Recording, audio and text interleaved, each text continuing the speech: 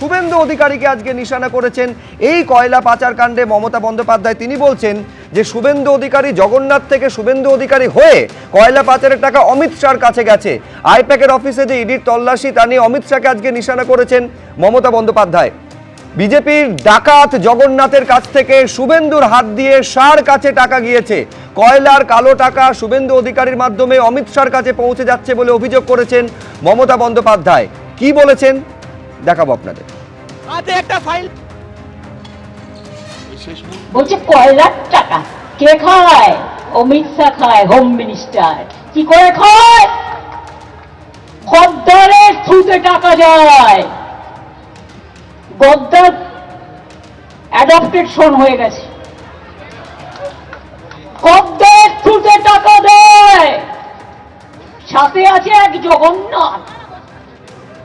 জগন্নাথ ধামের জগন্নাথ নয়, পুরীর জগন্নাথ নয়, বড় ডাকাত জগন্নাথ বিজেপির।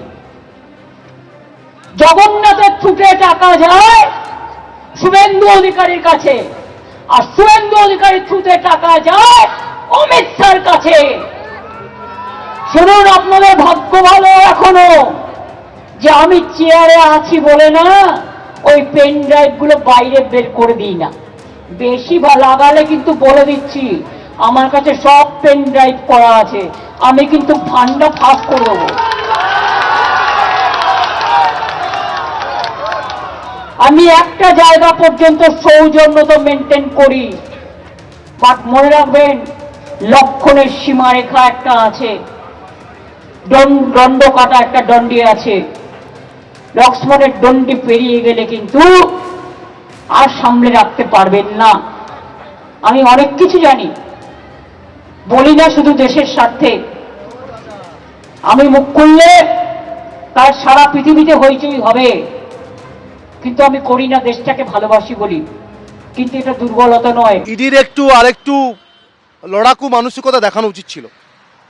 ইডি এত সহজে 9 মিনিটের মধ্যে মমতা ব্যানার্জিকে পেপার দিয়ে দেবে, আমি মনে করি এটা একদম ইডির একটা অংশ। মানে ইডিদের আরেকটু ফাইট করা উচিত ছিল। আমি তো ফাইটার, তো খেলার মাঠের লোক। শুধু আসলে আমার মনে হয় যদি মমতা ব্যানার্জি দরজা ভেঙে ঢুকে যেত কিংবা বন্দুক ঠেকিয়ে পেপারগুলো নিয়ে চলে যেত, তাহলে পিকচারটা ভালো লাগতো যে মমতা ব্যানার্জি এলেন, বন্দুক ঠেকালেন আর পেপারগুলো ছিনতাই করে নিয়ে চলে গেলেন। সো মমতা ব্যানার্জি একটা বড় একটা নাম, একটা এখানকার পাওয়ারফুল নেত্রী, সিএম। সেই অ্যাগ্রেসিভটা উনি দেখিয়েছেন, সেই অ্যাগ্রেসিভ বোলিংটা করেছেন মমতা ব্যানার্জি। ইডি ব্যাট করতে পারেনি। আমি মনে করি ওখানে ইডি যদি নিজে সক্রিয় ভূমিকা দেখাতে পারতো আমি খুশি হতাম। আমি প্র্যাকটিক্যালি বলছি, আমি খুশি হতাম। আমি খেলোয়াড় লোক, তো খেলাটা যখন হচ্ছে মমতা দিদির ভাষায় যে ফাটাফাটি খেলা, যে নতুন নাম স্লোগান দিয়েছে ফাটাফাটি, সেই ফাটাফাটি খেলাটা দেখতে পেলাম না। আমি মনে করি সাফিসিয়েন্ট সিআরপিএফকে নিয়ে ওখানে ঢোকা উচিত ছিল।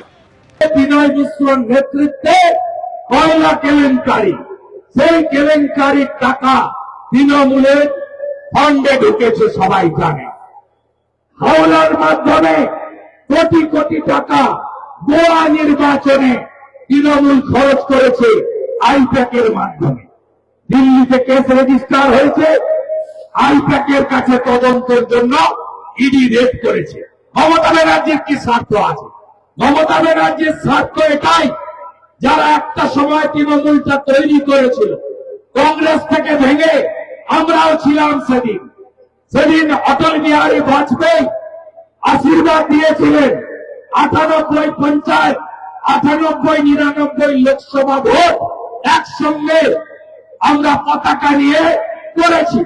গোটা রাজ্যে পরিবর্তনের জন্য মমতা ব্যানার্জি সেদিন বিজেপিকে সাহায্য নিয়েছিলেন, অটলজি আশীর্বাদ করেছিলেন, কারণ তখন তিনি ছিলেন দিদি, বাংলার মেয়ে, তখন তিনি পিসি হয়ে যাননি।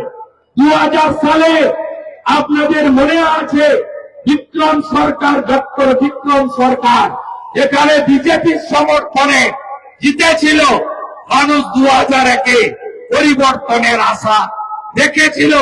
সেই মমতা বন্দ্যোপাধ্যায় কালকে গেছে ইডির কাজে বাধা দিয়ে আবার করে প্রমাণ করেছেন চোরেদের এনার্জি মমতা ব্যানার্জি। তিনি আবার প্রমাণ করেছেন কালকে। তাই মমতা বন্দ্যোপাধ্যায় গতকাল যে কাজ করেছে এর জন্য তার এক মুহূর্ত মুখ্যমন্ত্রীর চেয়ারে থাকা উচিত না। যদিও আমরা জানি তিনি কখনোই এটা ছাড়বেন না। আমার বিরুদ্ধে লড়েছিল।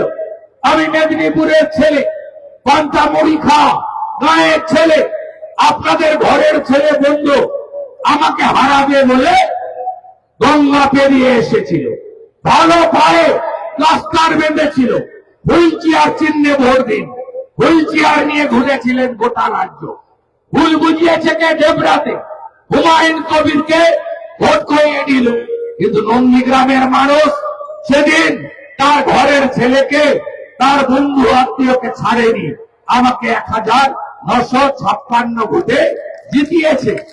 আজকে সেই মমতা বন্দ্যোপাধ্যায়কে সরাতে গেলে আগামী দিনে মানুষের জোর বেঁধে মেরা বুথ সবচেয়ে মজবুত বুথকে শক্তিশালী করে সমস্ত সনাতনী এবং আদিবাসীদের ঐক্যবদ্ধ করে এদেরকে সরাতে হবে। এবিপি আনন্দ, এগিয়ে থাকে, এগিয়ে রাখে।